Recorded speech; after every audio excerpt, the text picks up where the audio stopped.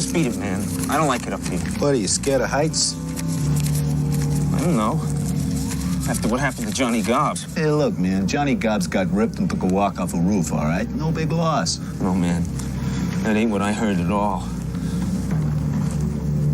I heard the bat got him. The bat? Oh, man, give me a break, will you? Well, hello, everyone. Hey, hi, everybody. Hey, everyone. Welcome to year 2. The new 52. The new 52 of Tom and Jeff Watch Batman. We've done it. We did it. And we're going to celebrate. We did a whole year. And if you're listening to this, you saw the title of this, which is exciting. It's a very exciting title. We're doing a reboot. We are. And we're doing a reboot, but not only are we doing a reboot, but for this batch, we're inviting our friends on. And I'm really excited to have this friend join us. Yeah. We have David Bell here. I'm here. Ladies and gentlemen, David Bell is at the building. I'm here too. Here to discuss Tim Burton's Batman. We made him watch Batman. We sure did. Yeah. It's more like a 4K remastering, because like when we did this movie the first time, it was like the first episode of the podcast. We didn't know what we We were going to do. didn't really know what the fuck the show was. When did you guys first do this episode? How long ago? A year ago. Was it like one of your first? It was It one was of your the first. first. It was the first episode. So we cranked out the first 4 episodes. So our first month was Batman, Batman Returns, Batman Forever, and Batman and Robin. And we did all of them in one. These are 2-hour movies that we all cranked out in 1 hour of a podcast. Since the show has evolved, we've gone the opposite direction, where 2 hours of a movie should take us roughly 2 hours of in real time. We're doing it in real time. Yes. Essentially. Okay. Yeah. And also, but there was a lot of stuff that we do now that we didn't do then. Right. And so we just wanted to bring these back and kind of visit. And I did not revisit episode 1, our first episode. I didn't listen to it. Me either. So consider this like a director's cut, a reboot. Yeah. A combination of all of that stuff. Is it gritty? Are we going to get gritty? I mean, Slightly this is gritty. a pretty gritty movie, gritty. all things considered. It's the grittiest movie to have Prince in the soundtrack. I mean, my pants are coming off, so Yeah. it's going to be pretty gritty. I like the Prince thing is really great because in theory, the Prince in this world has tracks that had never been heard in our world. Yes. Or the Joker conscripted Prince to record an album for him. Either way, the Joker's a big fan of Prince. Third option. Joker Killed Prince. And took his masters. Yeah, took his masters, yeah. The Joker's the one that's in our world. The Joker's the guy that's releasing all of Prince's masters. He's releasing them like toxic gas in a parade. Yeah, you know, all those songs that were unfinished and Prince would never want people to hear. Yeah. Those are all coming out, baby. Hubba hubba hubba! Music, music, music. Who do you love? Me? I'm giving away free Prince. I'm gonna shove him inside a giant baby balloon and spray you in the face with all these unfinished Prince songs. Anyways, it's Batman 89. We have the classic Danny Elfman slow build score Into the March. Yeah, and it's so funny that it's like this really long pan, and like you're like, what are they doing? And then it's just a granite bat symbol. Yes. Right, we're like going through a maze. That's how this movie begins. Yeah, I thought it was like, is this Gotham? Is this a sewer? It takes a while for you to realize, oh, it's the poster. Yeah. It's the thing from the poster. And they leaned on that bat symbol so hard. That bat symbol made them a lot of money. It's a good symbol. Did. It's a solid marketing campaign. Where can you go where that symbol is not visible, right? Nowhere. That symbol is everywhere. Yeah. You can see it in Jason Takes Manhattan. And the stuff that they did film in Times Square, they filmed it in 89, even though the film came out in 90. So you can see the Batman poster that was in the middle of Times Square. Even though that movie takes place in 2003. Mm-hmm. Yep. Oh, wow. It does. We figured out the timeline once. Yeah. I mean, Batman Begins came out in like 2005. Yeah. It's not terribly off. It's sort of like how in I Am Legend, there's the Batman versus Superman poster. Yeah, which wasn't, yeah. And then that happens. Art imitates life, baby. Speaking of bad movies with Batman posters in it. Yeah, I literally, what is with these slow pan shots? And then I wrote, oh, the fucking bat symbol. Did you forget? Right. I forgot. I just forgot what it was. I was like, do I never pay attention to this? Because it's credits. Yeah, So it's like Robert Wool. TVs Arliss? Yeah, no, it's a solid opening. I Yeah, think. I don't know. and then they open on a matte painting. They sure do. It's Gotham City. Gotham City. Traffic I noises. had forgotten that Gotham was always this zany from the start because I haven't watched this one in a while, but I've watched the Schumacher ones, and like it's fucking Totally crazy normal. in Schumacher. Right, but then watching this, I was like, oh, it's always fucking Right. batshit. It's always been like an Art Deco shithouse. Yeah. Like Yeah. it's madness. It's sort of designed. I think I remember they said the design was sort of like as close as you can get to like a hellmouth existing is Gotham City. Right. Like this like everything is a nightmare. Mhm. People are everywhere because it shows like in like a highly criminal dark area, and there's like hundreds of people out on Yeah. the street. Yeah. They look like they're having a great time. It seems like a crime picnic, right? Yeah. I noticed that too, where like people were having a blast out there. Just a guy with his fucking family. Yeah, a guy's bringing his kid to go in the little crime city. I think it was. Well, did they take part of it from Metropolis? The film Metropolis, not the. That seems about right. Yeah, That Yeah. seems feels like some design choices were made. something Tim Was- Burton would request. Did Gotham ever look like that in the comic books? I mean, not as Burton-y as Burton Okay, would do so it, he kind of because I associate when I think Gotham, I often think of that look. yeah, Well, that's because Batman is sort of what is shaped for us. You Yeah. know? I mean, some people might think of Gotham City as B-roll of Los Angeles in the daytime because that's what Batman 66 was. 66. Right. He runs to the airfield where he has people just tending his Batcopter, and it's very clearly Los Angeles. Other people may think of it as Chicago. Yeah, I was gonna say Chicago. Yeah. Um, It's supposed to be like New York City in the 80s Yeah. is essentially what Gotham is kind of the vibe you're getting. All right, I have a follow up. yeah. What is Metropolis to Gotham? Because Gotham is New York. This all depends. Okay. It all depends on what the design of Metropolis originally was Toronto. Huh. In But they're like close to each other. that's Kinda. weird to me. I think is that a Snyder thing that they're like right next to each other? I think it's a Or have they Snyder always thing that they're like been? right across the water. Yeah, I hate that. Yeah. Like you'd have two gigantic cities right Well, across the water. Yeah, from each and other. there'd be a lot of questions there because if Superman's doing all his Yeah. Superman stuff in Metropolis and he's just not dealing with Gotham. Why is Batman needed if Superman Yeah, is right. literally a mile away? Yeah. Yeah, that to me I always didn't really get, but I mean we were talking like where it's like Metropolis is sort of the New York and like Gotham is like the Hoboken or something or like it's like right nearby, but I don't know. I hate the Snyder version of that. They Sure. should not Yeah. be separated by a mile of water. But then in the other versions, it's like Toronto, really? Well, Toronto is the design Okay. of it's supposed because Toronto's a very clean and sort of like friendly Right. ish city, and it's got like really good architecture, whereas Gotham is designed to be a shithole, and Metropolis Right. is like we're the city of the future kind of a feel. And Gotham in the comics is supposed to be in New Jersey. Okay, so they are still close. They're close, but like a few states away. All right. I mean, for Superman, it really doesn't matter. Right. Well, yeah. Yeah, difference between 2 minutes and 6 minutes. Yeah, exactly. So you got the family trying to get the taxis, and they're not getting them. And there's this really wonderful part that I guess I sort of didn't take into context Is it properly. when the hooker tries to pick up the the little hooker boy? tries to pick up the kid in Yeah. front of her family. Yeah. That's In front how of the out of kid's control family. crime is in Gotham, Jeff. Like she doesn't even go for the dad. Yeah, I wonder She's like, what, this kid's got money. I can tell by his vest. This Yeah. kid's single.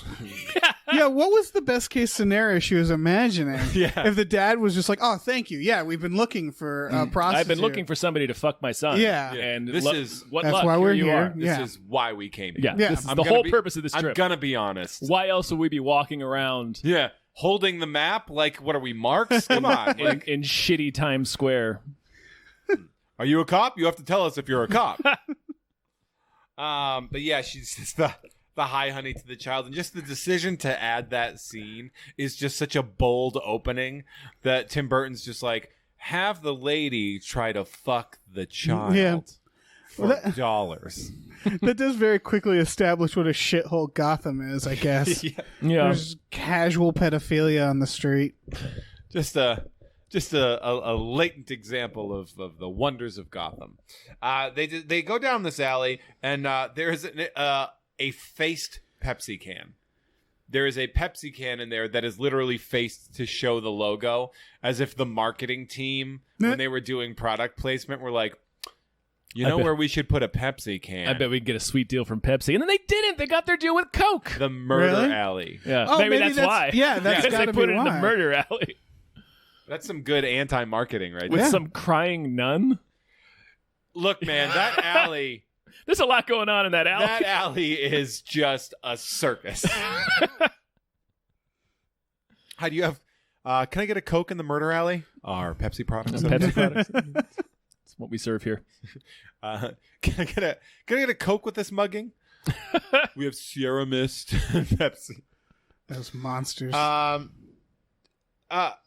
We have like the mugging, the classic mugging of like Sure. that parallels sort of the Bruce Wayne Well, yeah. murder. Well, I like that when the kid does, "Hey, mister, can I get $1?" The kid stops and stares at him. IDs him. Like he is zeroing in on that guy. Like he's never seen a dude ask for $1 before. He might not have. That's true. He might not They have. came into the city, so they're probably from a nice little suburb where they Rambo the homeless out of there. Were they going to a movie? They bust them to I think it Gotham. was the theater or a movie. I forget. The theater's right there. Yeah, the so Monarch they're Theater. leaving a Monarch Theater. Okay. Now, whether that's a movie theater. I mean, man, that's Well- you're rolling the dice if you're leaving Monarch Theater at night. I'm just telling you. Yeah. Like historically speaking, Yeah.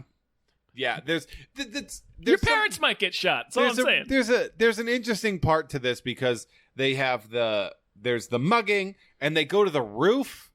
They go up several flights to get to the roof, which I was like, you can just The muggers. The muggers? Yeah, the muggers. Yeah, do. they hide out was- on the roof. Okay, so That doesn't seem necessary. I I don't know. I remember the opening of this, but it hadn't occurred to me. Batman doesn't stop crime that much. in He this. does not do. He's late to everything. Yeah, He doesn't- He just punishes Right, crime he's- after the crime happens. Yes, he's about the punishment. Right. It His would be vengeance. It would be extremely fitting because it's very much like his origins in the alleyway with the kid and his parents. I thought he was going to step in to symbolize like I'm not letting this happen anymore. Oh, he watches it happen. Yeah. Right. They specifically show us him watching, just like. Well, I mean, I guess he hears the scream, and that's what. Yeah. that's what brings him out there. But you're I right. like to think he's up there watching intently with his bat binoculars and like, I wish he would. I wish he Yeah, would mug this. do Oh, he's it. gonna mug him. Oh, he's mugging him. He's mugging him. He doesn't even know what's gonna happen to him. Oh, he cut it stabbed him. out. In about 10 minutes, he has no idea what's gonna happen to him.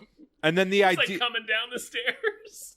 the idea that those dudes needed to get to the roof to hide out just to go through a wallet, I was like, this is a 30-second process that Yeah. you could have done This is excessive. Well, they're like in a different alley. yeah, they're like kids on Halloween night, where they're like, "Let's see what we got," and Yeah. they're opening up the wallet and stuff, and they're all excited. He's very excited about the American Express. American Yeah. Express Don't card. go home without it. Don't. Hey, get out of here. Johnny Gobbs. The guy's like, I'm afraid of the bat. The bat. Don't bet. Johnny Gobbs. When He he's got like, ripped and took a walk off a roof. All right, no big loss. 5 stories, which means Batman 100% murdered Johnny Gobbs by throwing him off Yeah. 5 stories of a building. Or he frightened him into falling off the building, which Could is be. the same. Either thing. way, he That's- murdered yeah. him. Which is the same. And did not save him. No. That's what this Batman is, though. Batman lets a lot of people I mean, die. I don't want to skip ahead, but he blows up a building in this one. We're gonna This spend is Okay. a one lot of the time. this might be the most egregious statement about this Batman and how he is a 100% sociopath. He kills hundreds of people. There is not a person he meets Yeah. that doesn't kind of die a little. Yeah. Oh, At yeah. least a little bit. And there or just the amount of abuse and terror that Vicky Vale goes through just by knowing this man is out of control. Like that's another thing I noticed on this watch. The splash damage of his life Yeah. is egregious. Just Batman, there's something, and I don't know how to put this. There's something very theatrical and flowy about Batman because he lands all soft. Mhm. He lands all slowly with his like wings up, all theatrically. for no one's benefit. No one can Nobody see is him. seeing Yeah. this. No one can see him. It's hard to believe because there's a few parts where like the Joker turns away and turns back and he's gone, like the classic he's Yeah. disappeared. I kind of don't believe that whenever it happens.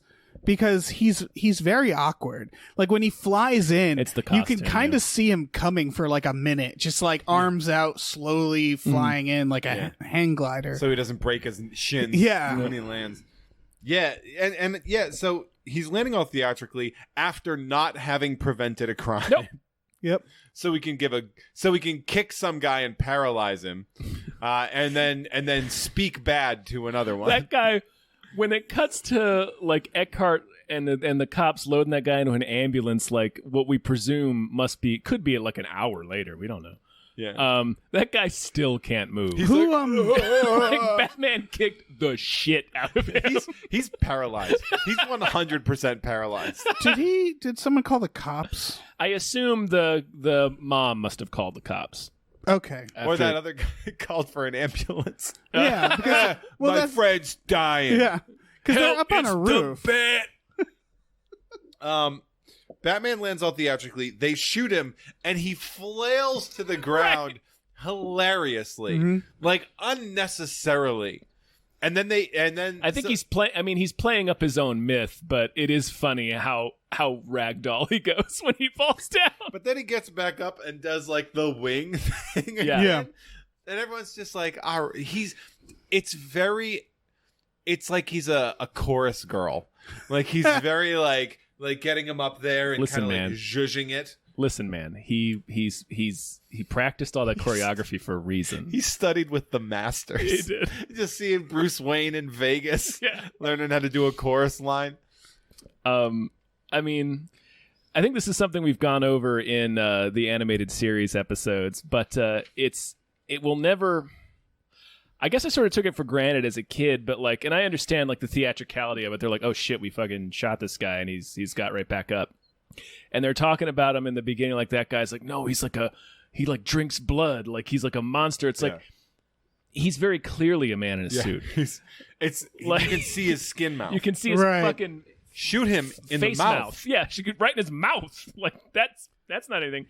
So it's like later on, I mean, we'll get to it, but when the one thug's like, it's body armor, I'm like, of course it is.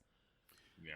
What did you think he was? Like he doesn't even really look like a bat. He looks like a suggestion of a bat. Yeah. It's like an artistic interpretation of what bats feel like. Some people seem to, like when the Joker sees him, he kind of reacts like, oh, that's a man dressed as a bat. Yeah. Like he says that out loud. Yeah. I mean, bats don't normally have six-pack abs, do they? No. Because I actually really love how Batman carved abs into his costume, because that wasn't necessary. Yeah. Like, people will know you're strong, Bruce. He wants people to know.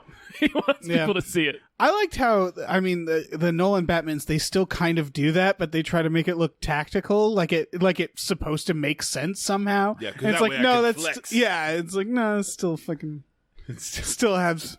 It's still robot abs. Yeah.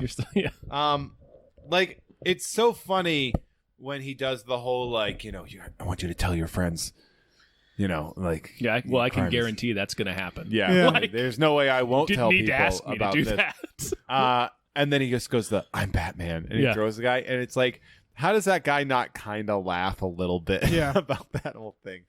I mean, other than the fact that he's being held...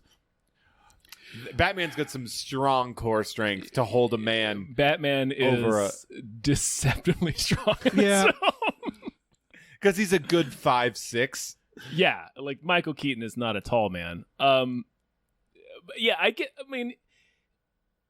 guess it's funny to us watching, but if you think about being that guy, like both him and his buddy, they're clearly on drugs because they have the sunken in eyes. Right. Yeah. He just saw his friend probably get killed. They shot this guy. It didn't work. Now this guy is just straight beasting him over the edge of a building. I'd be like, sure, you're Batman.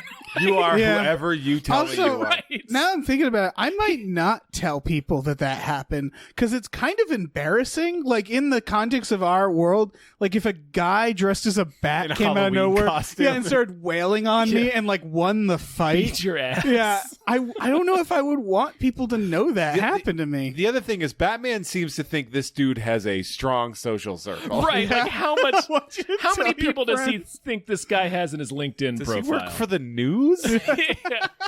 I got a moonlight. Telling you, man, it was a giant bat. Sure. We're not your friends. He didn't tell you to tell us. Tell us that. Harvey Dent, we have that Harvey Dent dinner with the mayor that it cuts to. And the mayor is openly talking about a crime lord.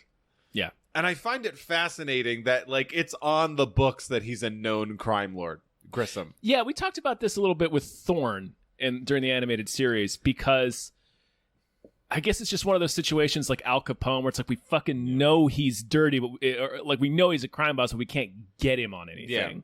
Yeah, he's the Teflon Don. Yeah. I know we haven't Teflon Palance. We haven't gotten to him yet, but Jack Palance might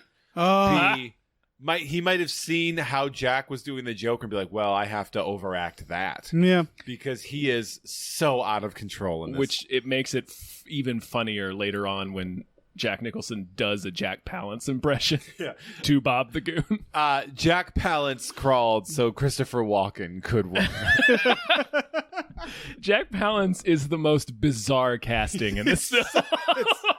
It's so fucking bananas. It doesn't need to be. It doesn't need to be him at all. It could have been any fucking old guy. There's no reason for him to land his lines the way he does, too. It's like he's a carnival barker. You know what? I get it. If you were an old actor who's just been around for a while and you walked onto a Tim Burton set and met Tim Burton, I could see being like, yeah, I'm gonna ham this shit up. There's famous stories about Jack Palance kind of being shitty to Tim Burton. Yeah, just not understanding what he's being a fuck part of. this guy, I'll do what I want to. Yeah. Sorry, this isn't another Western, Jack. Yeah. Jack Palance delivers his lines like Shatner in this. Yeah, His first introduction is, say this, son of a bitch, makes a connection with us and with Access Chemicals. What kind of damage are we looking at? Like, that's exactly how he says it. It's so good.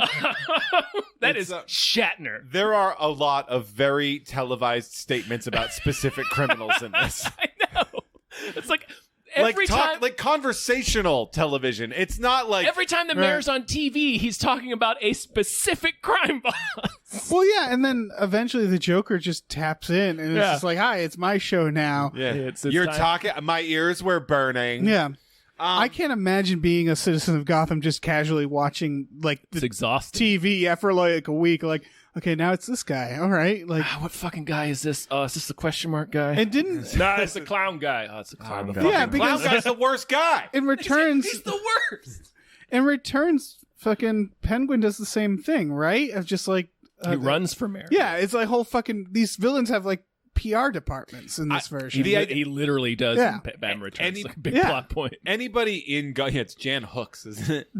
And Chris Walken hires him. Yeah. But The idea that like when the Penguin does show up in Batman Returns, the citizens of Gotham should have been like, "No, we know how this is gonna go. We know. We saw your teeth. All right, we know. Looks like you've been sucking on black jelly beans for 30 years, and all of a sudden we're gonna be like, yeah, this is like, should we judge this man for the way he? Yes, probably. We're in yes, Gotham. we should. As Gothamites, absolutely. Yeah. There's a real fun thing that I know that Jack is supposed to be an asshole to Alicia. Mm-hmm. I know that's kind of the bit when she's like, "You look great," and he's like, "I didn't ask," and then looks at her hand on his shoulder until she takes it off. But here's something that I just now noticed is that she's obviously very proud of where her modeling career is. Yeah, we meet him with his feet up on her copy of her Vogue magazine. No. I never noticed that before. I didn't until you pointed it out. His feet are on her mag. He's using her accomplishments as a footrest. Nice. Like, that's a fascinating shot that I've seen this movie so many times, and I've never noticed that part of it. Yeah, I never connected that was her. I mean, they start with the modeling photo, and then they come down onto the Vogue, and I'm pretty sure she's on the cover. But like, his feet are on it. I fucking love that because it's good. Just he's such a piece of shit. I caught the disrespect because she lifts his feet to take the magazine out from it. So I had caught the disrespect on 25 watches ago, but I never zeroed in that was her in the photos or on the. She also has, for somebody whose career is doing very well, she has very questionable taste in men, and something happened with her dad. Oh yeah. clearly. Yeah. Because man, everyone's at least 20 years older than her. Right. She's torn between two shitty assholes, both named Jack. She's torn between an 80-year-old and a 60-year-old. Yeah. Maybe that has something to do with, because we learn he's an artist, like he studied art in school and he likes art. Maybe part of it is like, this is an art. Or maybe I'm reading into it. Yeah, you're probably not wrong. It's a shocking revelation that he's an artist. It is. I've watched this movie a bunch of times. It just never clicked until this viewing of like, oh, they hand wave him as an artist, which is why he does all this shit, or why he's very avant-garde. Yeah, I mean, he's wearing a purple suit before he becomes the Joker. Mm-hmm. Like, there's something. Yeah, I think it's Jack Nicholson. He terrorizes an art museum. Yeah, I think it's just the idea of Jack Nicholson as an artist is just like, I don't buy that at all. This might be why this is one of his best roles as far as range is concerned, because he's fully unhinged, but he starts hinged. Yeah. So he starts a regular Jack Nicholson character, and then just as soon as we have a post-acid drop, he just has so much fun, and he's comedically so good. He's really funny. Yeah. There's next week's episode. There's something I want to say where that's just a joke that I've never noticed before, and I just noticed it now, and it's so good. He also says, like, she's like, oh, what if he finds out? What if Grissom finds out? And he goes, don't flatter yourself, Angel. He says that. He says that to the girl he's fucking. Yeah. Don't flatter yourself. Like, you're like, bold. Yeah, she can. Yeah, she could have you killed, probably. Yeah, I mean, she could also just do way better. Like, he's not just 60, but he's like a jerk. Like, what is she doing? I mean, she's the same one who gets the mask later, right? Yeah. So yeah, she clearly, she is bad. She stays around. Yeah. Yeah. She gets her face burned. Right. Yeah. Probable brain damage. And then, And then kills herself. Thrown out a window. Right. She kills herself. Well, I think she did. I think you do. I do. I've never. Okay, we'll get to that. We'll get to that in that episode. I have always interpreted that the other way. But then we have the idea of now we have the criminals being wheeled away, and the guy's just like still crippled, being wheeled away just in an ambulance, shitting his guts out. And we have Eckhart and Knox. Eckhart, played by Jack Porkins. Bill Hootkins. He's also the guy in Raiders. And I want to say this about Eckhart. Eckhart has the most leeway in the Gotham Police I have ever heard of. He talks shit to the commissioner's face. While the commissioner knows he's on the tape. He knows he's dirty. Yeah. And so, like, I'm just like, wow, you give him a lot of leeway right now. He's like a weird... Eckhart's like a weird combination of Flass and Bullock. Yeah, he's more Flass than Bullock. He's Flass. He's Flass. I wouldn't go as far as Bullock, only because he's a fat slob. Right. That's really it. But like, Bullock's Flass, not on the take. Yeah, Bullock's an honest cop. That's one of the whole points of him. But yeah, he's Flass. Yeah, and Knox played wonderfully condescendingly by Robert Wuhl. I fucking love Robert Wuhl. The condescension of Knox's character throughout this entire movie is wonderfully out of control. I've read reviews or op-eds about this movie, retrospective ones, where people argue that Knox shouldn't have been in the film and he should have just been rolled into Vicky Vale's character. Wait, which one? Knox is the reporter? It's Robert Wuhl, yeah. He's a reporter. I liked having him there just because, I mean, he was confusing. Well, he was kind of our in. Yeah, he's our everyman. Yeah, you're right. He's also, when you first meet him, you're like, oh, is this a sleaze bag? But by the end, he's kind of like a hero. He's a good dude. Yeah. I like his first conversation with her where he's just like, hey, how's it going? And he's clearly like a sleazebag, and then he learns like, oh, you're a photographer who wants to work. All right, let's do that instead. And and then it devolves all the way to buy me lunch. Yeah. She just shuts him down so thoroughly. Like, he knows how to take no, which I'm okay with. Yeah, he takes no pretty immediately, and he's just like, okay, I'll find a way to take advantage of you in another way, I guess. Well, she tells him she's interested in the Batman. Yeah, she's got a bat fetish. Mm-hmm. It's interesting with his character, with the Knox character, the way that he's written and the way he's delivered is he's a cocky loser.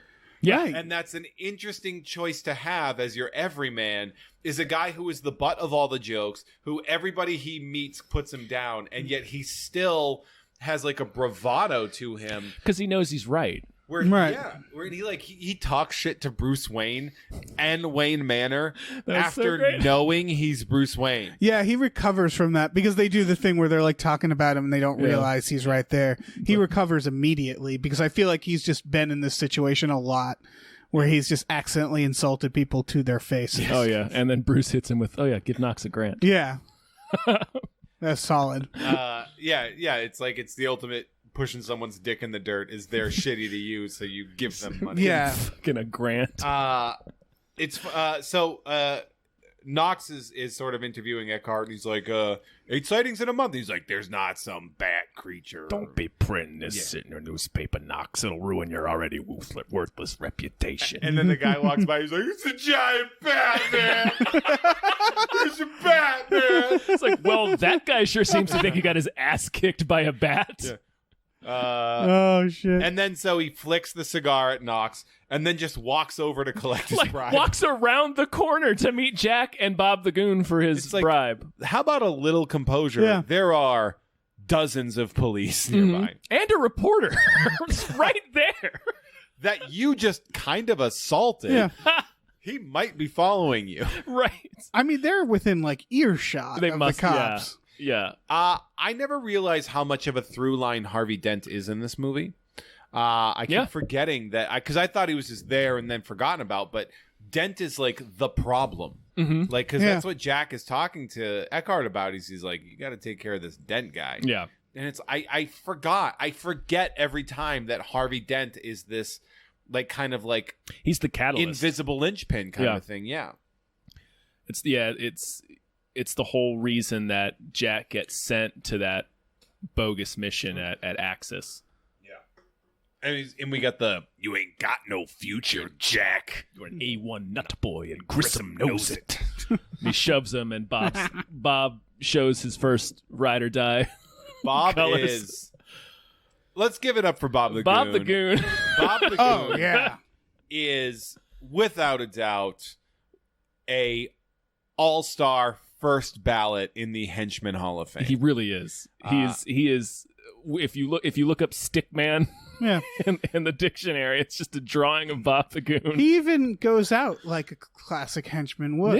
Yeah. Like, by doing the boss a solid. Yeah. And then so we have the where you been spending your nights. Yeah. And it's like, oh, intrigue. Everybody knows who you're fucking, buddy. Yeah. That should have been a clue, by the way. Like, an interesting thing I'm about... not sure if he heard it, but yeah. Jack Napier, by the way, is oblivious to other people's tone and clear red flags. I think he's too... I mean, he's so full of himself. Like, he thinks he's untouchable. That's what he says when he says, don't flatter yourself, Angel. He says, he's a tired old man. He can't run this city without me. Yeah. And besides, he doesn't know. He fucking does. He sure does. Everyone knows, Jack. That's why you ain't got no future, Jack. There's this whole... The crux of, I guess, this thing is that there's supposed to be a bicentennial celebration. There's a parade. They're in debt, but the mayor wants to have it. It's the 200th anniversary. And he's like, people are scared. And I'm like, of a festival? They're scared of the crime. Yeah, but like a festival is usually going to be pretty like... Jeff, what happens at the festival? Look, man, that's not the festival. I mean, normally, that's not the festival.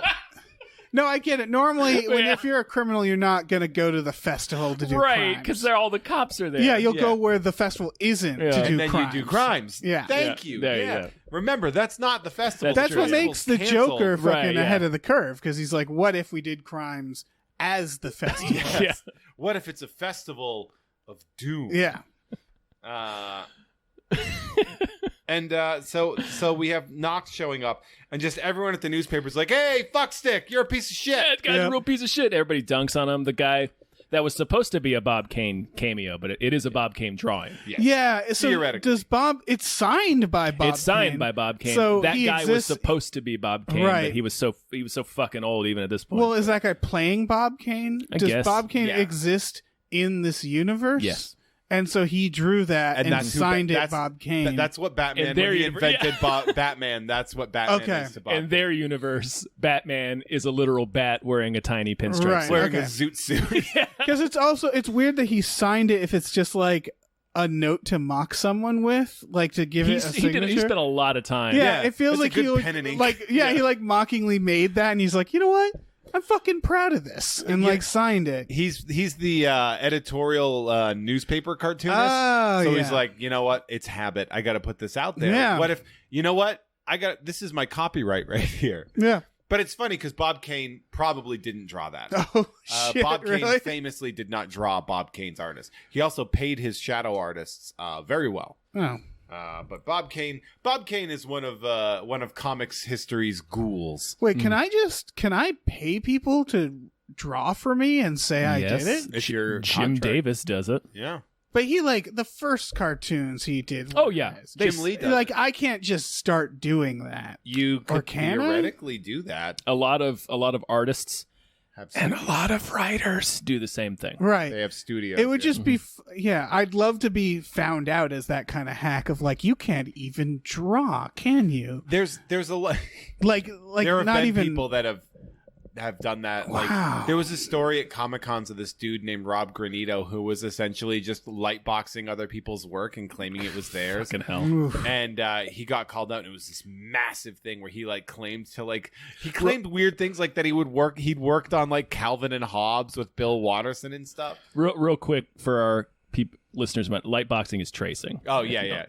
You get it's a table with a light underneath it, so you can trace. It's a light box. Yeah. Anyway, so Knox gets to his desk, and there's Vicky Vale's Vicky there. Vale in glasses because she is smart. Right. She's smart and no nonsense. She's wearing a business suit and glasses with gigantic frames because it's the 80s. Yeah. Yeah, she's wearing Coke bottles on her face. Oh, Yeah. for sure. Or Pepsi bottles. Not depending on Pepsi. who They this- figured that out at this point. Like, The we gotta get the Pepsi bottles, out of here. They make you blind. And then we have the Corto Maltese reference, which is a Dark Knight Returns. Yeah. She was taking photos in the Corto Maltese. Corto Maltese, a small island nation in the Dark Knight Returns, and they reference that seminal 1986 Batman story by Frank Miller, covered most recently on Tom and Jeff Watch Batman, available on Gamefully Unemployed. Nice. You'll remember all of that. And then Knox is all super. He's like Soup's horns. He's totes horny, bro. She said, I'm reading your stuff. Well, I'm reading yours. And then she just says like, She said I like bats. Yeah. and it's like, no, you don't. I might. She might. She's horny for the Batman. She's into the Batman story. Yeah, like if you had a fetish for a specific animal and then there was a guy going around dressing just like that animal. A pre-furry. Yeah, exactly. I think she's a pre-furry. She's the proto-furry. Yeah, I think something has awakened in her after seeing That Batman. explains the nipples on the bat suit later. Is he was probably like, oh, people want to fuck me in the suit. There's probably a bat bat strap on or something. He's sitting in his cave like, I'm turning into a sexual icon. Yeah. I have to make the proper adjustments. I kind of like between this and the Schumacher, I can kind of see Batman going to like a PR person dressed fully as Batman, walking into that office and getting tips and like learning like, yeah, you have to work on your brand. How do I sell more merch? Yeah. How do I get a Batman credit card? Yeah. Knox goes from skeptic to full-blown partnership. Yeah. Because she's got invitations to Bruce Wayne's ball. That's right. Right. That's what seals Somehow. it. It's a very exclusive ball that this out-of-town... She like just moved to Gotham, right? Mm-hmm. That's another fascinating thing, is that she has just relocated to Gotham, and everyone is on her shit. Yeah, Bruce seems like he's a fan of her work, right? Well, they both recognize her immediately when she tells her name to Knox. He's like, "Oh yeah, I've seen your photo, Corto Maltese. Yeah, yeah." I think she got a Pulitzer for it, didn't she? Yeah.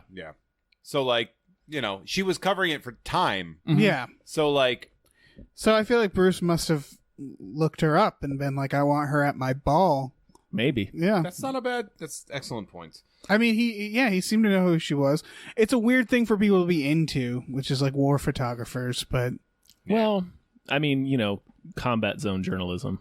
I mean, yeah, it's awesome. I can get how like the reporter knew who she was. Yeah, why would Bruce invite her? Bruce is like, I mean, maybe it's a niche I know thing why he's into. Bruce would invite her. Yeah. I know why He might everyone have just- would invite her. Yeah, he might have just picked up the newspaper and been like, is she in town? Like, just send her a few tickets. She does not know the ride she is about to go on. No, yeah. If she had just taken Knox up on dating, her life would be so great. If they had gotten married and had kids. It would be fine. Yeah. But instead, like almost every scene after a certain point is her getting just horribly physically or emotionally abused. Just terrorized. Terrorized. I got so tired for her.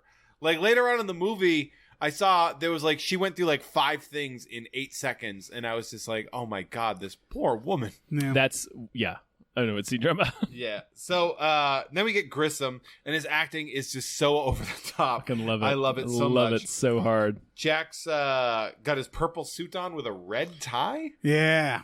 It's bold. That is a bold choice. I'm glad because, and we'll get to this when he turns into the Joker. I have a lot of questions of like, where did this stuff come from? And the suits, at least, they establish of like, yeah, he's a guy who likes colorful suits. He already dresses like a clown. Did he have like green and orange satin blouses? Probably. Well, I mean, he had some stuff made for him, like those helicopters and all of his Joker henchmen. Yeah. We're going to discuss the helicopters in a very interesting way because where do you put it? Where does that helicopter? Where is it? Axis Chemicals, I guess. What everything about? Yeah. I guess it's the at Axis Joker. Chemicals. It was. Yeah, that's fair. Like, doesn't Axis Chemicals like work? It's privately owned. I guess it was Grissom owned it, right? Yeah, he takes it over and starts producing Smilex there. Seriously. Nobody thought to check it out. It's like find out what this madman's poisoning us with. He's in the chemical factory right across the river. Like we can see Well, him. that's across the river. We can see him doing it. There's smoke.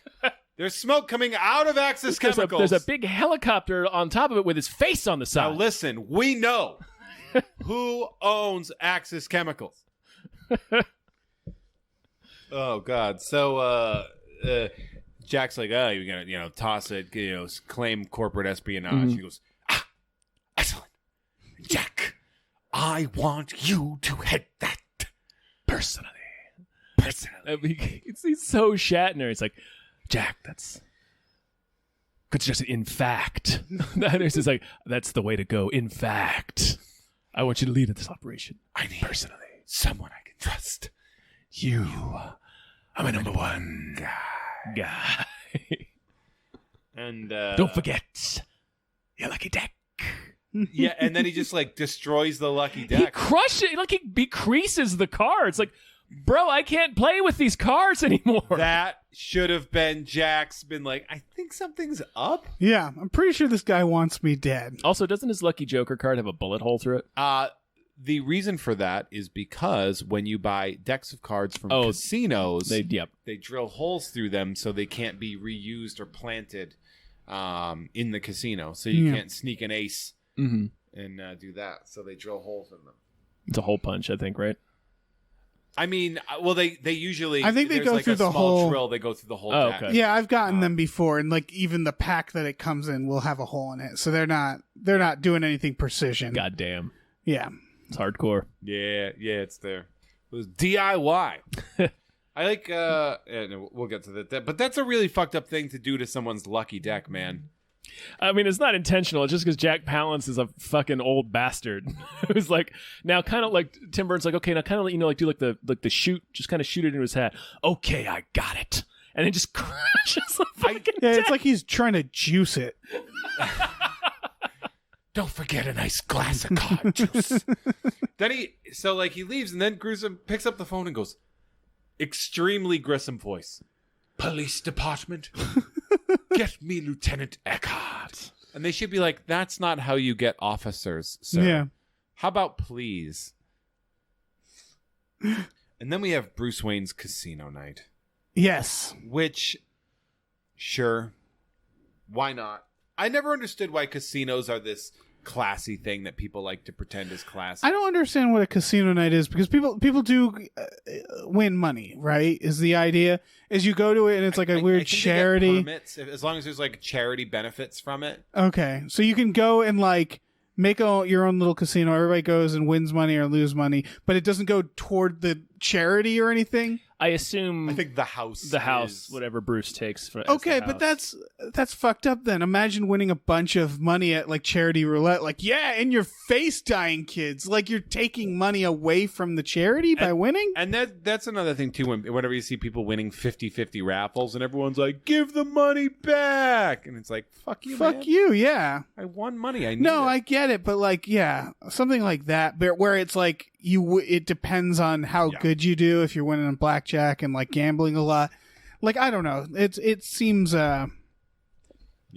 seems like there's something I'm missing. I never understood why people who go to casinos now like want to dress up, because I'm always like, do you really need to wear a suit so you can get on that Big Bang Theory slot machine? No, the proper attire is a gray Vegas shirt and a fanny pack and a bathing suit. And a bathing suit. You should be wearing a bathing suit if you're in Vegas. Yeah.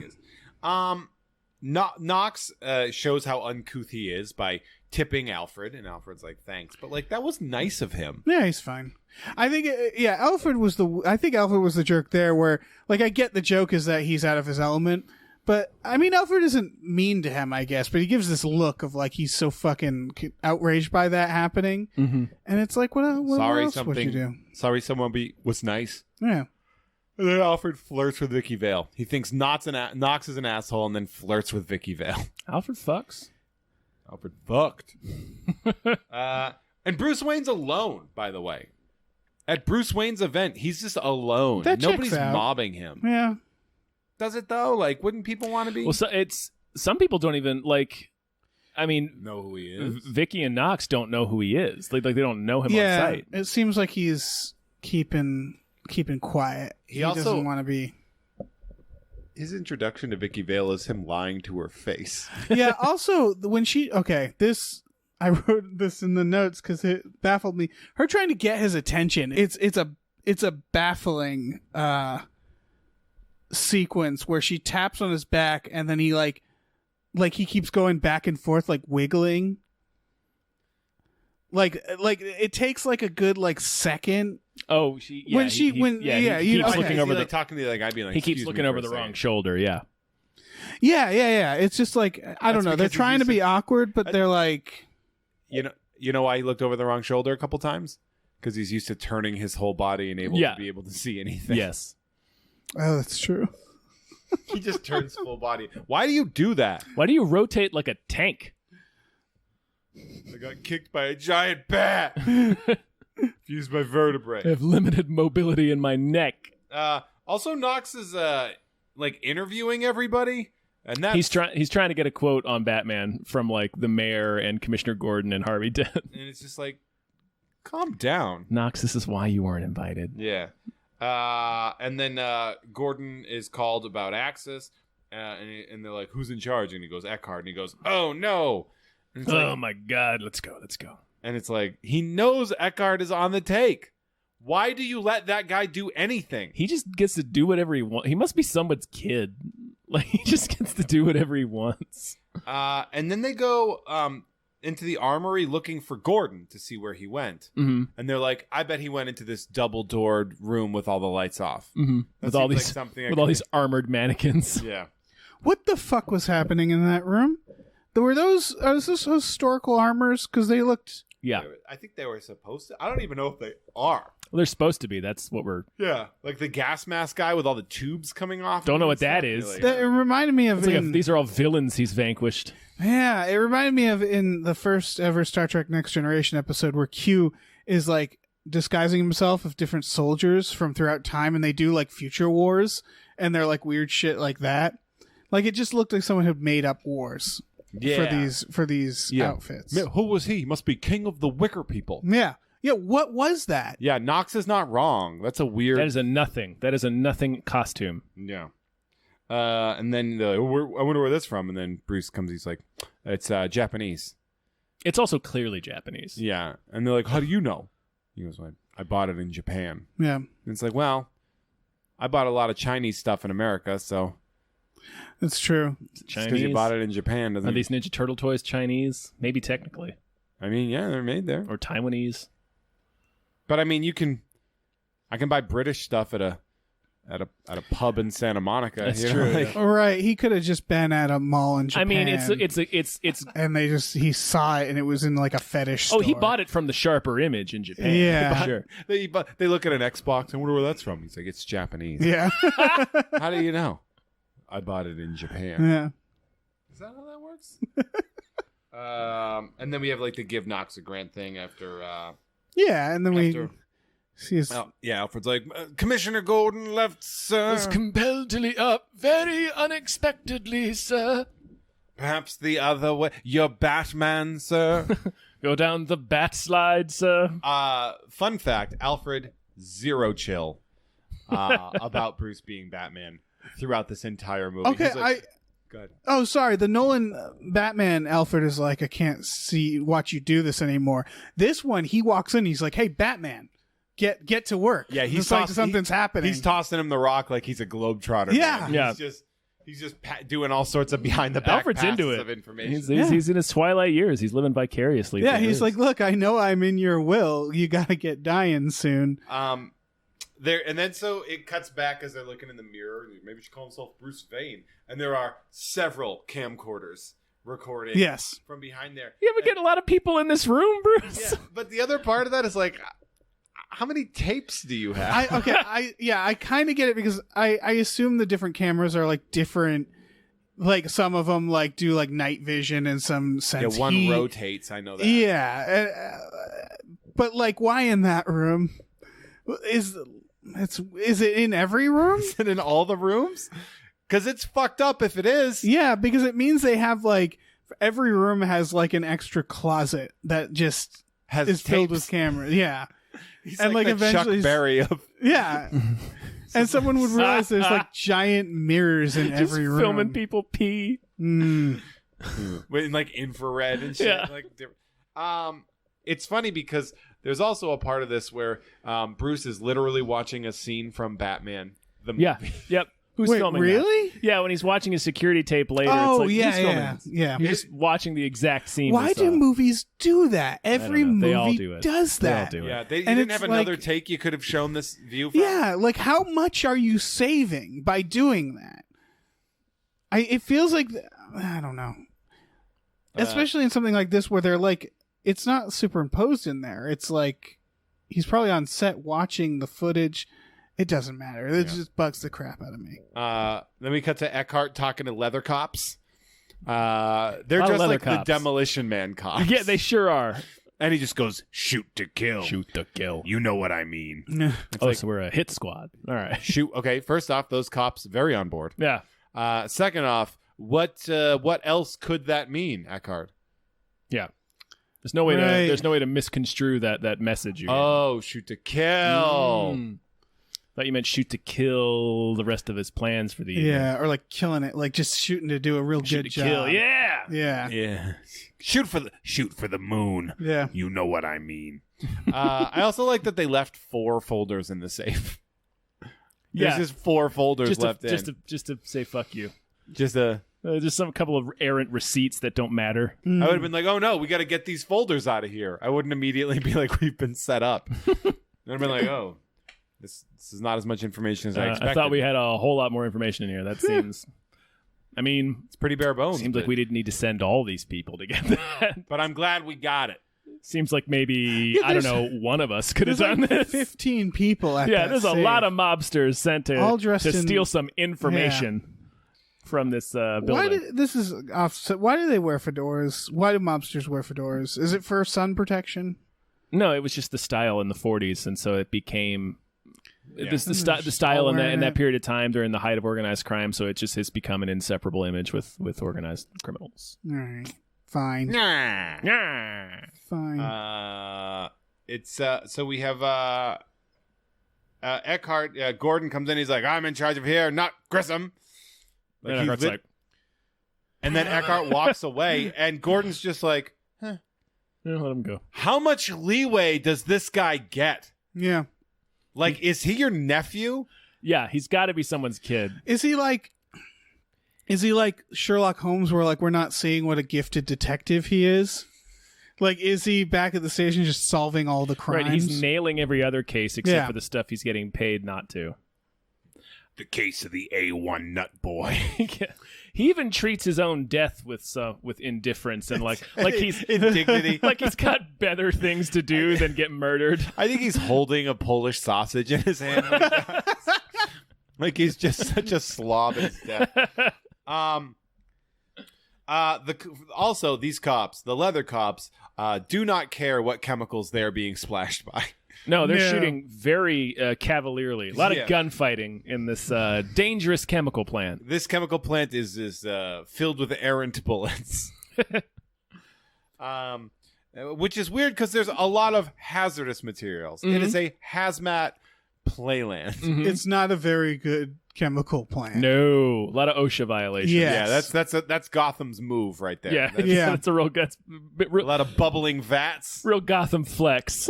Is to just have open vats of I don't know what the fuck that is. You ain't got no OSHA, Jack.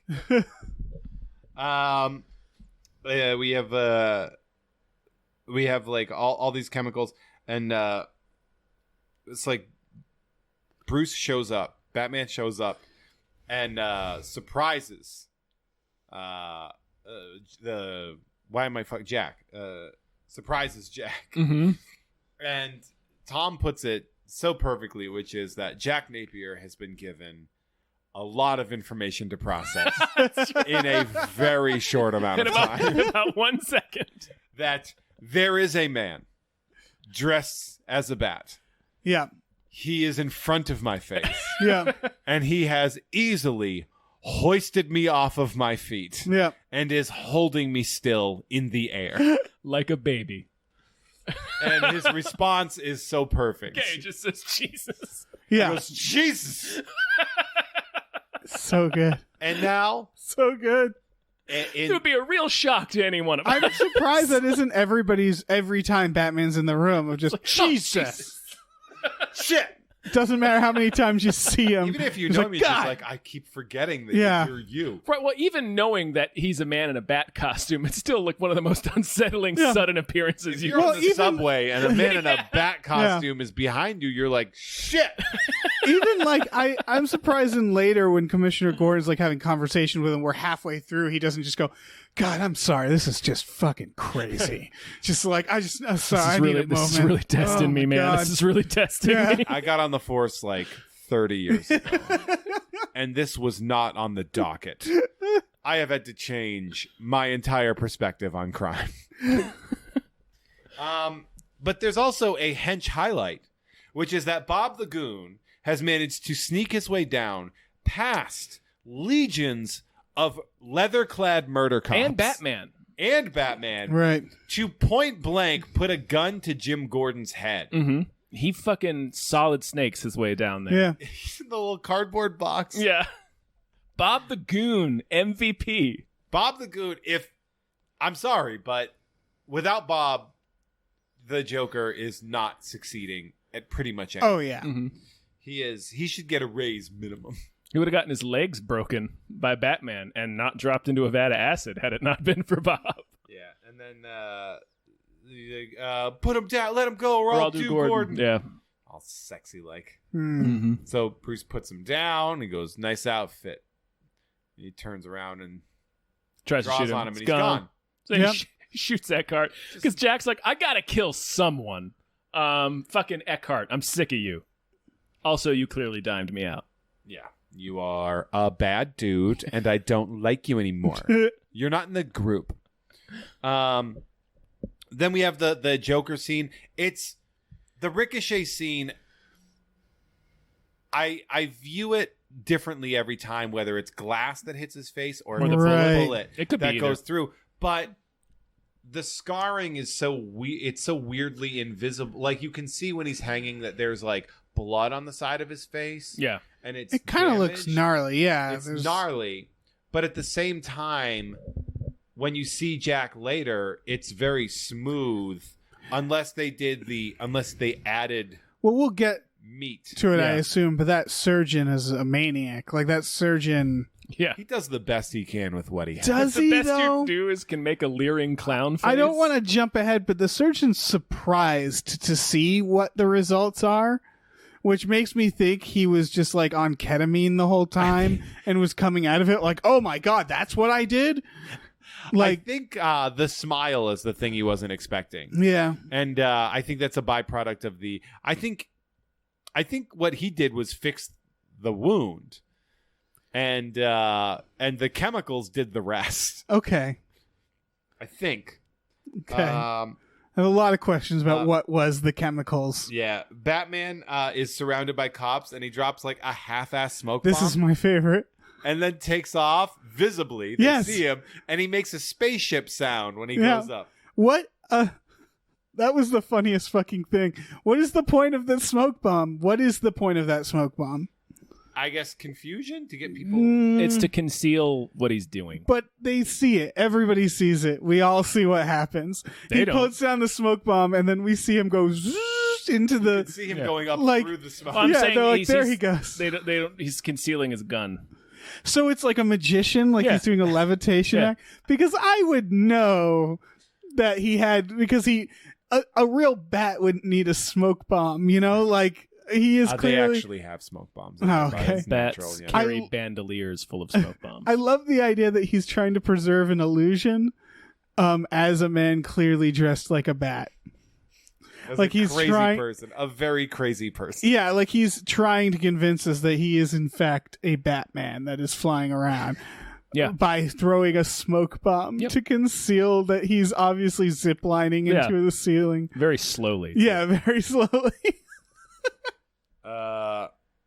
We get now Knox being jealous that Vicky Vale is going on the date Right. with Bruce Wayne. And the date is just eating dinner at his house. It's hey, let's That's not a date. it's No. hey, let's listen to my elderly butler talk. yeah. Well, Ultimately, that's what the that's what date saves becomes. the date. Yeah. How bad was the date? And also, why did they think that that's how you use dining room tables? Because That Bruce you is a have to be- maniac. Bruce is a maniac. Yeah. And it's so funny that he is forced. He acts very childlike in a lot of things. Like he won't make eye contact with Vicky. Like he doesn't know how to be a person. No, he doesn't. He just doesn't. Like Yeah. That's pretty on brand for everything we've talked about this past 52 episodes. so she's like, this room sucks, and he's like, yeah, it does kind of suck, huh? Yeah. And they're like, let's go have your old butler tell Like- bad stories about sprained Yeah. ankles. Yeah, it's it is just like he was like, well, this is what grown-ups do. Yeah. We sit at this table and we quietly eat dinner. Like he's just such a shell of a man. He keeps looking away. I like her. It's like, you are a billionaire. Yeah. Have a little bit of a nut. He's a billionaire that spends most of his time in a cave. Can't he like yeah. Keep banging out reps. He must know how to Dips. but like a millionaire date, like take her to do indoor skydiving or something. Like do something with your money. Like all he knows is stuff you can do in Vegas. Sure, yeah. Casino nights and indoor skydiving. They're drinking one of those long frozen drinks at Like dinner. a circus drink, yeah. Circus is where I made all of my money back on Christmas. Nice. I kept winning money on the Goonies whatchamacallit their slot machine. Slot and machine. I played it because I hate the Goonies. Right. And I had bad luck on all the properties that I liked. So I went to one that I hate and won like $600. Well, they never say dying. Gotta hate that movie. Sometimes they say $600. Yeah. Alfred tells a shitty story. Mm-hmm. Bruce Wayne is like fake drinking wine. Yeah, Right. kind of. And she's drunk. And like he's like kind of bringing her back to his bedroom. Mm-hmm. To his little bat And cave. she's like, you didn't have any wine. And he's like, well, one drink and I'm flying. And she's like, but you didn't have a drink. Like, it's very... And then he's like, I'm going to fuck you now. Yep. Batman! Batman! I do like this was something I noticed in the Nolan Batmans, the not drinking thing, is I do like that detail that he's trying to have his wits about him. Because, like, the Bruce Wayne in that one, he always has champagne or stuff, and I think in The Dark Knight, he just, when no one's looking, just pours Throws it it out. off the balcony. Yeah. or in The Dark Knight Returns, 2 episodes available on Gamefully Unemployed. Nice. They talk about how Gordon says, like, we all know it was ginger ale. Like, I know it was ginger ale. Oh, okay. Yeah, man. You can't put those empty cals in. No, That's true. Also, he's got to spend his nights being Batman. Right. He's all hungover, like a hungover Batman. That's Bullock's job. Yeah, He's just doing one wing up because he's just too tired. He's got like an Alka-Seltzer in the other one. I want you to tell you,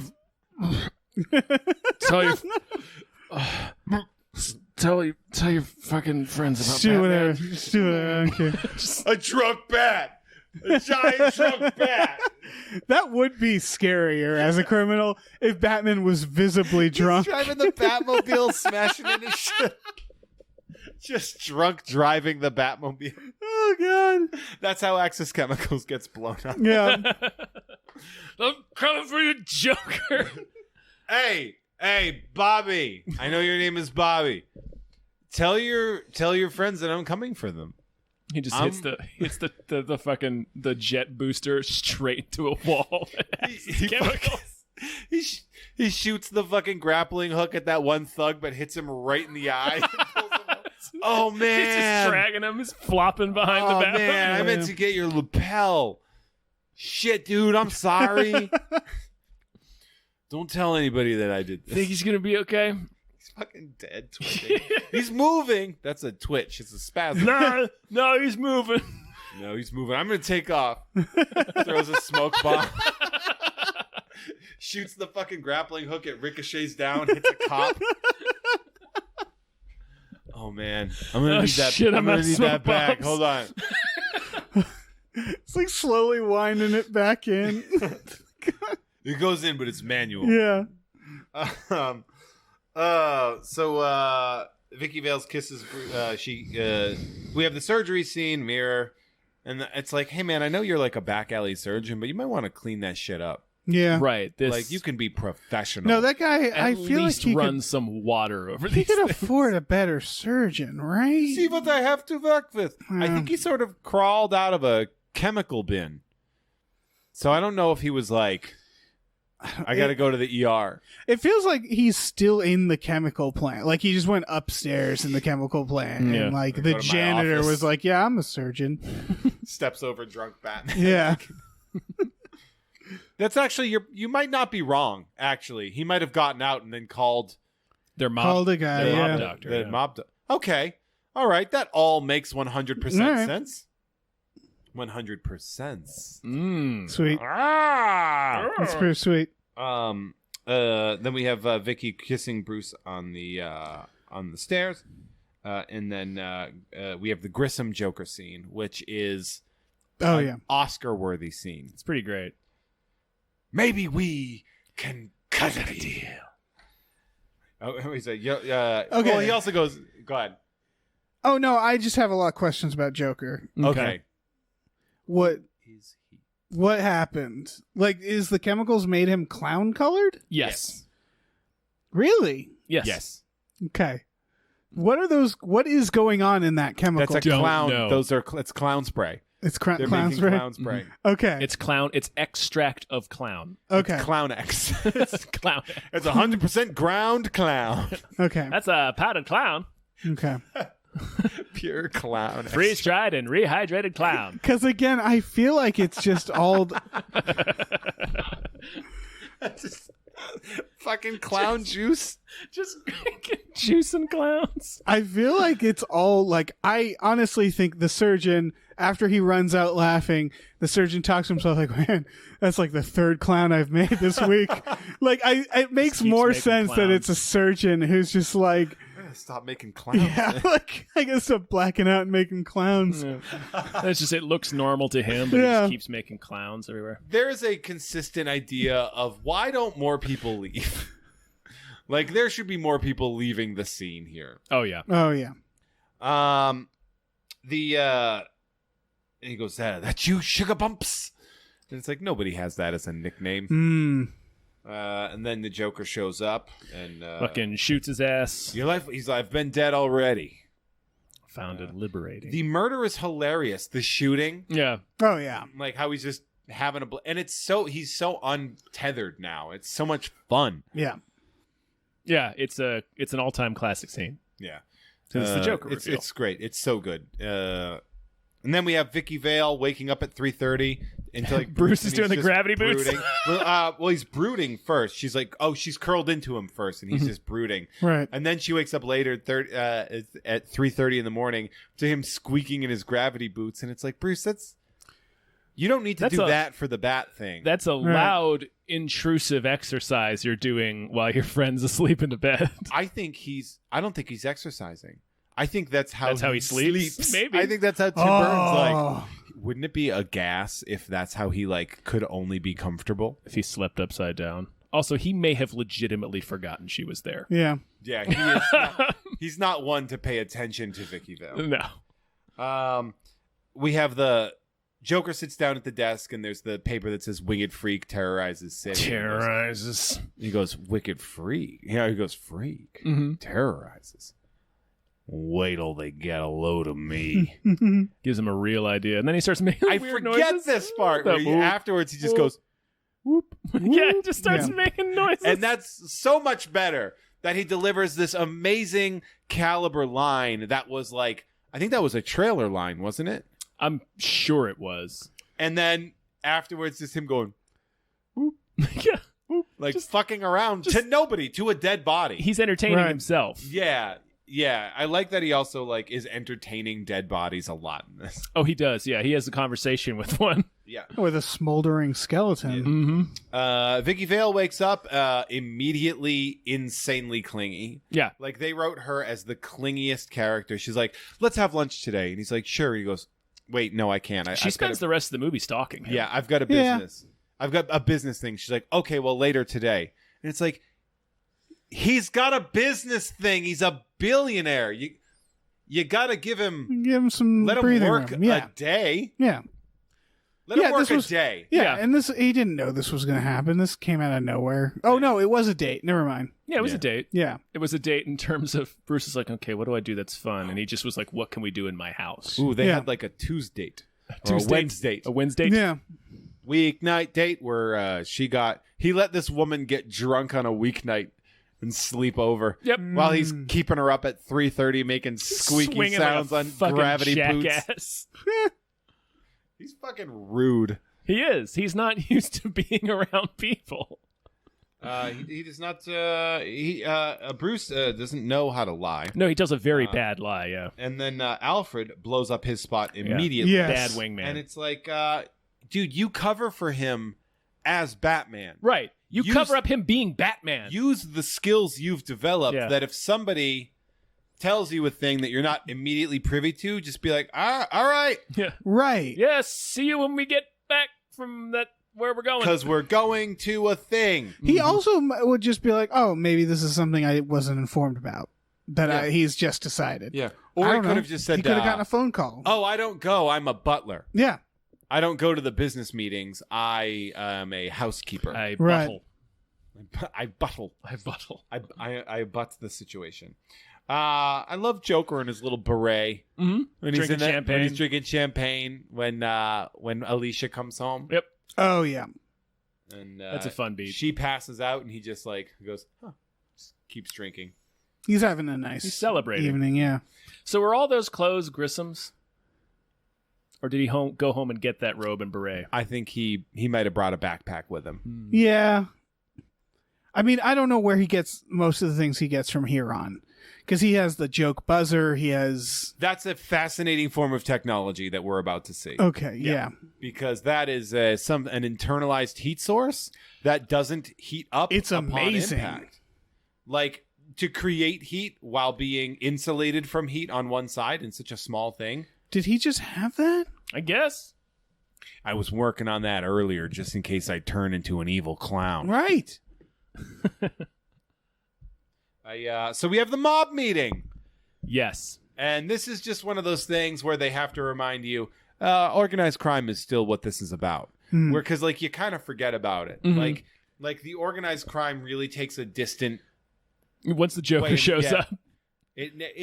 And I never realized how much those parallels are between the Dark Knight version of the Joker and the Batman 89 Joker, which is that you have mobs, you have Batman, then you have the Joker dealing with that. Yeah. It's a big meeting. They're all talking about what they're going to do now that Grissom's dead. Yeah. As the Joker has informed him Yeah. that Grissom is gone on vacation Yeah. or something. Yeah. And he left me in charge. Yeah, and it's me. So until I think he says something like, until we find him or something like that. And then they're like, okay. And then one guy, Antoine's like, what if we don't want to? And he's like, well, nobody wants a war.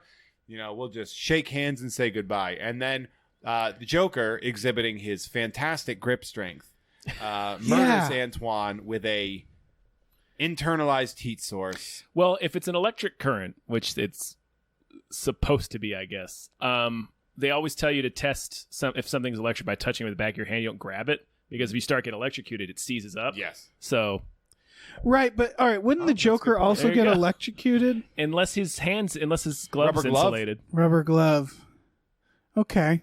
I mean, we know later that he carries a fake hand with him. He must have he does carry a fake arm. Yeah, he must have like a backpack with a battery, because it's a small, like, what do you got, a couple watch batteries in that all thing? Watch batteries. Yeah, he's got like a diehard battery clipped to his belt. If he does the shake and he just goes, ow, what the fuck, man? Yeah. And then just gets his face melted with acid because it didn't work. Yeah, he just stares at him and is like, squirts him with the posy. Well, fuck you. I'm getting one of my gags is rubbing you out. Yeah. It's up to you which one. And then all like, as if on cue, all the foot soldiers come in with their Tommy guns. Well, yeah. And then now get out of here. Get out of here. Think it over. And then like he lets them go. Yeah. And they immediately go to City Hall. They immediately try to roll on him. Yeah. Well, they fill out an affidavit. Or to seize all of Grissom's businesses, and he fucking murders them in the street. Can you do that? Can you just be like, I want to take this guy's business? They forge his signature. Oh yeah. Still didn't feel like enough. Yeah. The the Joker does the Bob. You are my number one guy, which is the line I've said the most from this movie. Yeah. And Bob is just unfazed. Yes, sir. Yes, sir. Goes and he stops, he puts on his shades, and then he goes and does Bob's fucking MVP. I feel like, though, Bob's having some private moments where he's like, yes, sir, and goes into the bathroom like, I don't know what I'm doing. What the fuck is going on with him? Along for the ride, but man, he's like a clown now. Oh, God. Doing clown stuff, man. I mean, I guess, I love him the way I love him. Yeah. And I don't care about the clown thing. We'll talk about this in part 2. Is that him in the flashback?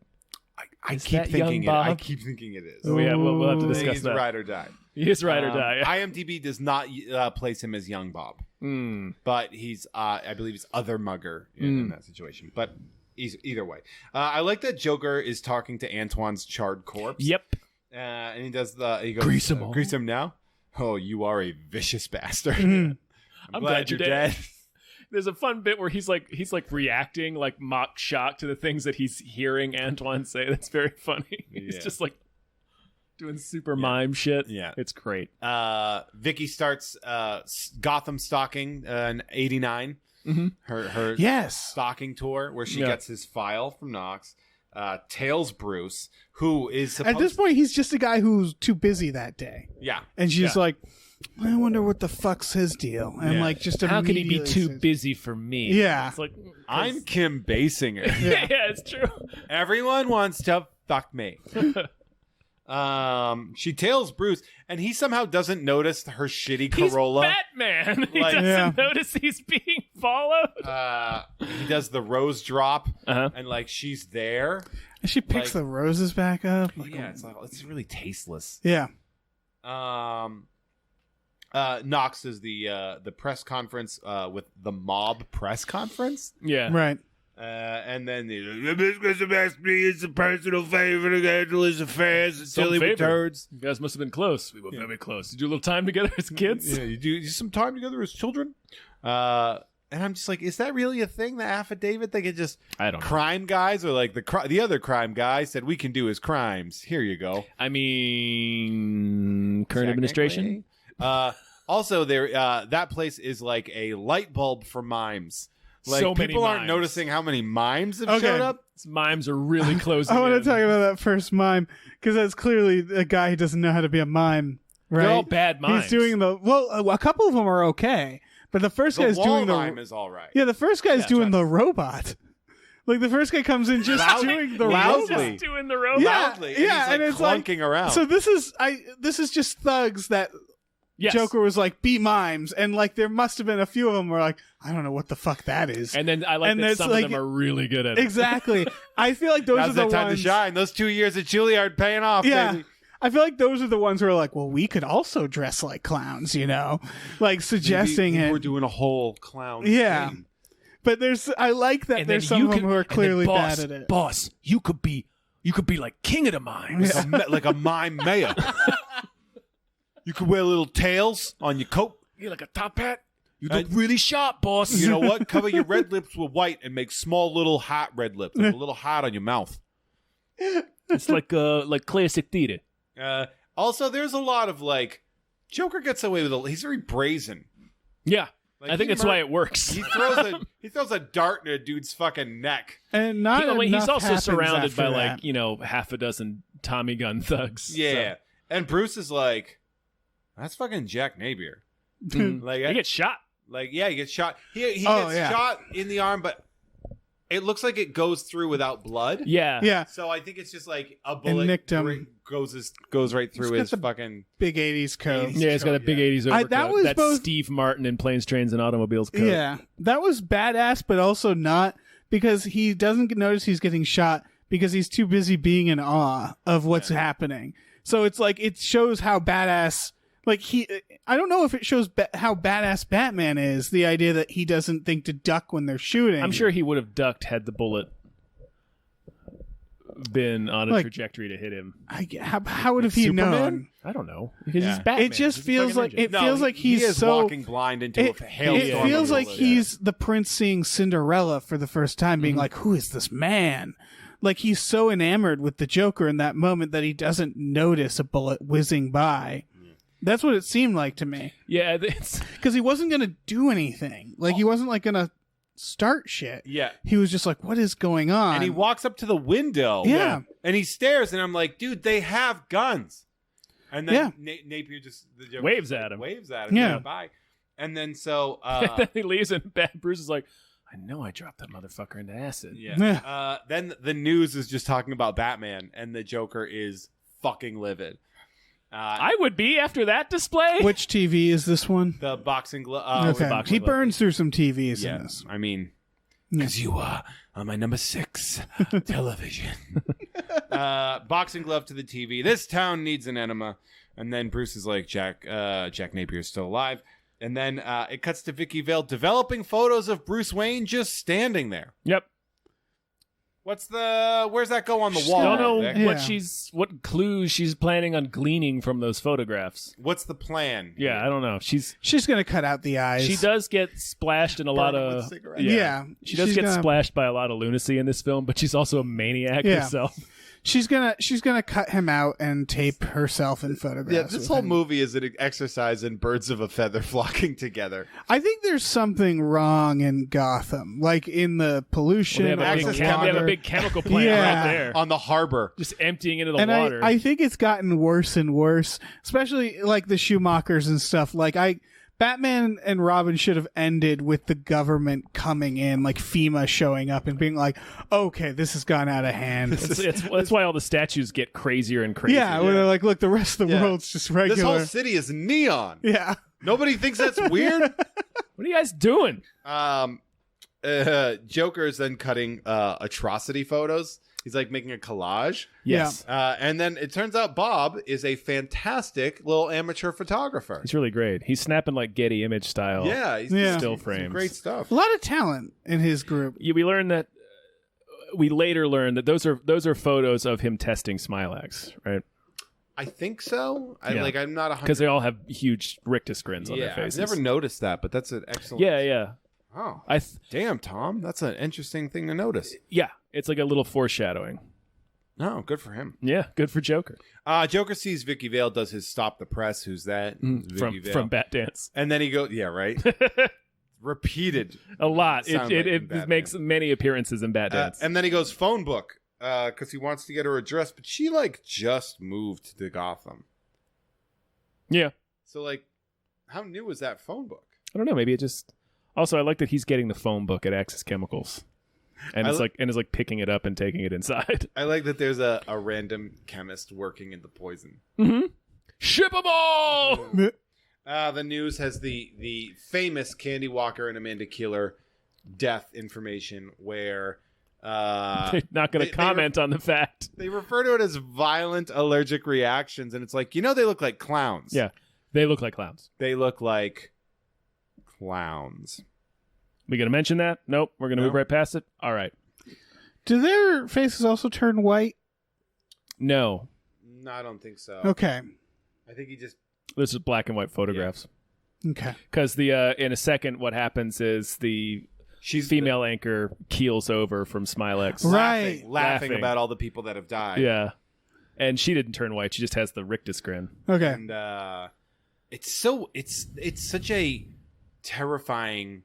The smile deaths, it's really... The more you think about death in this movie, the more it's like really upsetting. Yeah. Like the Joker thing. Smilex has always been upsetting. In the comics, anytime you see it in one of the Dark Knight Returns, which you just watched, it's unsettling. It's just a disturbing really image. Yeah. And then we have the famous "Love That Joker" commercial. Oh yeah. I had a poster. Him in the lounge chair. Him in the lounge chair with the seagulls and the everything. fake birds. Yeah. It's so. I love this scene. It's great. New and improved Joker product. He's like dancing, like he's kicking his legs out so far. Oh my god, He's so great. Yeah. He's like, how do you get him?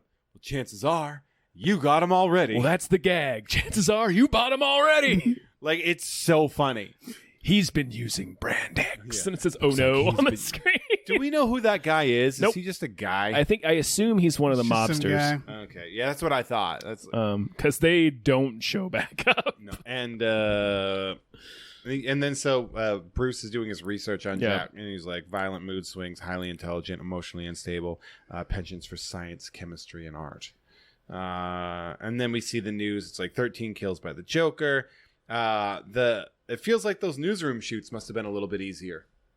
They were just like, nobody bother about makeup. Right. Yeah. Which it's kind of funny. We'll put a fake zit on this dude. It's a funny kind of a gag. funny joke. Yeah. Yeah, it's a funny gag, but I couldn't help with the rest of watching every other actor like, well, but they're in makeup, and then really Right. like, oh, they're not supposed to be in makeup. Yeah.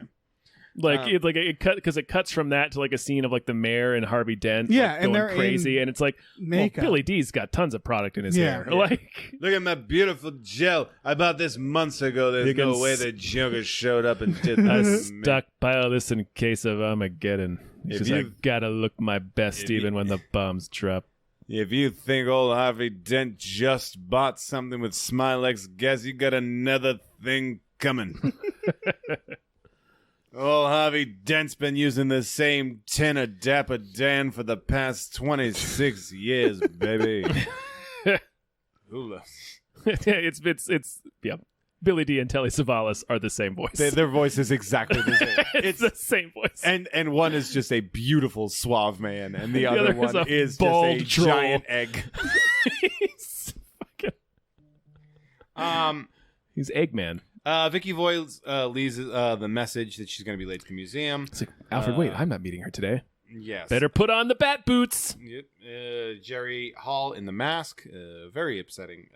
Yeah. He basically sends her a gas mask to her table because she's been Oh sitting no, there for I hours. meant the Jerry Hall. Oh, she comes in cut right with- then. Yeah. Oh, yeah. Well, they cut to her being in the mask. It's like, Daddy's going to make some art, darling. And then we have Vicky Vale at the museum, which the museum is a restaurant. And part of me is just like, is it like, are they eating at the snack bar? Well, that's the thing is I get like, if you go to the Getty, there's like a cafeteria. Yeah. But it's not in the exhibits. Yeah. That's a There's little a reason to Chicken not do strips. that. Yeah. Chicken strips. Barrel. Get your chicken like Dip it in ranch. It's a fancy restaurant in a museum. I'm like, you've never been to a museum. Yeah. Not in the middle of an art gallery. Yeah. No, it's just fucking deep fry. It's fries. Yeah. I'll have the fries and a medium Coke. Yeah. Alley Pepsi products. Okay. If you want to get hit over the head with a revolver and robbed, yes. Yeah. I'll have the chicken fingers.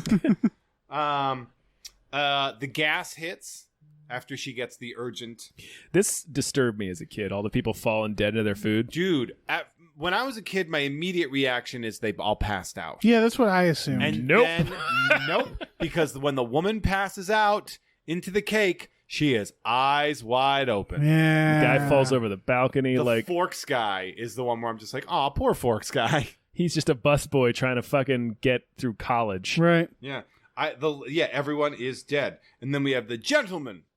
Let's broaden our minds. Lawrence, my other favorite henchman in history. Lawrence. His only job in multiple scenes is to hold the boombox. So fucking good. And then jump to his accidental death.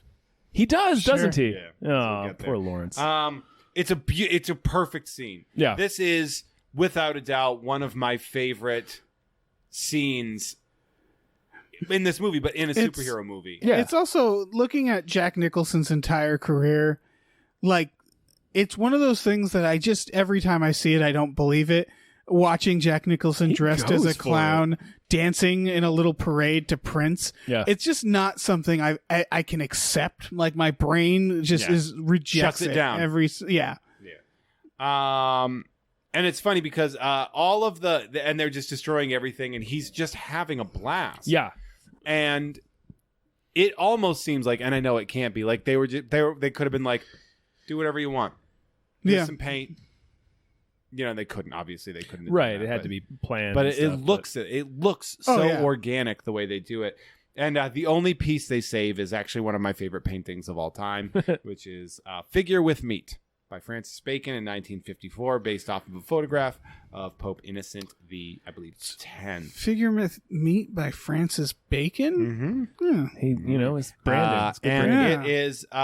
it is currently in the Art Institute in Chicago. Most recently, it was at the Getty, and I missed it. Aww. And I am bummed. It goes on tour like the Rolling Stones, though, so you'll be able to see it. They do. But LA's not getting it back anytime soon. It'll be in like Europe and Sydney and shit. Gross. The Vicky Vale candle spray. It's a good gag. Is great. And he does that like, I'm the world's first fully functioning homicidal artist. Mm-hmm. And like, I don't know why I've never really paid attention to that line, but like, that's a good line. The whole bit he does there is good and also pretty funny. Like he sits down, he's like, I was sitting in the bath one day when I realized why I was destined for greatness. And then she's like, you must be joking. And he's just got the giant smile. He's like, do I look like I'm joking? My face on the $1 bill. He asked her about Batman. She's like, I don't know anything about Batman. He's like, okay, well, what about us? Yeah. And then he brings out Alicia to show her. Yes. And we see that he acided the fuck out of Alicia's face. Yeah. And she is completely broken. She is a ragdoll of a human. Yeah. Right. Jack, you said I could watch you improve the paintings. I could watch you improve the paintings. Yeah. and then we get Batman shows up. Batman showing up, and he goes, have a whiff of my posy. Yeah, he tries to spray her. Sprays acid in her face. She throws the thing of water in his face, and he does the witch. Yeah, the I'm Wicked melting. Witch, I'm Right. melting Gag. bit, and then comes back with like boo, and then you hear the crash. Batman comes down. He lands. He goes through. It's funny. I never noticed this. He doesn't go through the glass feet first. He goes back first. That's And probably then safer. and then furls himself over. That was probably just an actual stuntman. Yeah. Having to go through there. Like, I'm not going feet first and slicing my femoral artery open. Yeah. Sorry, I'm just imagining that version where he just gets through and then he's just hanging there. And everybody's Just- like, Batman? Blood in a waterfall. Yeah. Comes down. I think we should call somebody.